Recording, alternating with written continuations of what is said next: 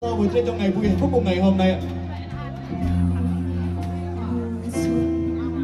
Niềm hạnh phúc ngâm ai sống và sự tay tay trong tay góp cho tình yêu đôi mình và tôi xin trái yêu thương ngày trong cho lòng con để người yêu hỡi em luôn mãi yêu anh sẽ luôn yêu thương người mãi trong đời cho vơi này bao sông suối thật lòng anh mãi không đổi thay người yêu hỡi em luôn mãi yêu anh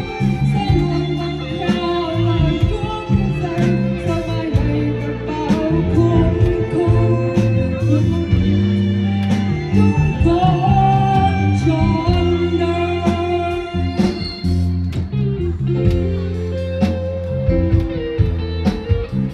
Vâng, thưa quý vị, có thể nói ngày hôm nay là ngày tuyệt vời nhất và hạnh phúc nhất của cô dâu và chú rể. Họ đang rất bước cùng nhau trên lễ đài hạnh phúc của ngày hôm nay.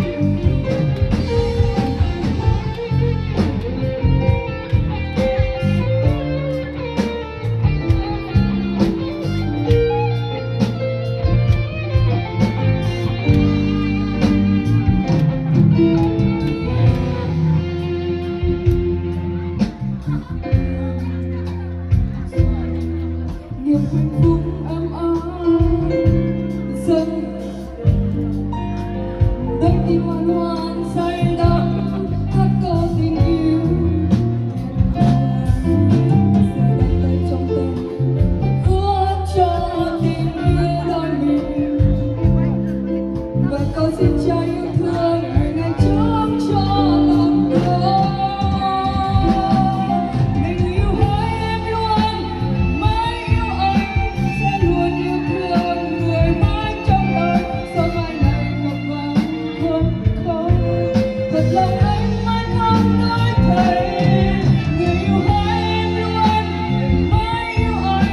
sẽ luôn vâng theo lời Chúa khuyên dạy sau mai này gặp bao khôn khôn mình xin Chúa dẫn đôi chúng con trọn đời người yêu hỡi em luôn mãi yêu anh sẽ luôn yêu thương người mãi trong đời sau mai này buồn vui sẽ đến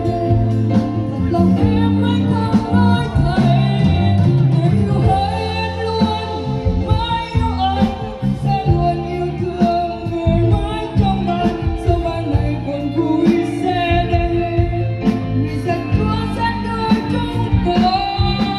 trọn đời.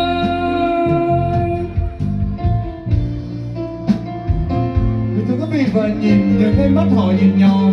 và những đôi tay cùng nắm tay theo nhau dự bị trên con đường lễ đài hạnh phúc của ngày hôm nay trông rất là tuyệt vời và hạnh phúc đối với quý vị. Và một lần nữa ngày hôm nay cũng như gửi lời chào, lời cảm ơn đến các bạn toàn thể quý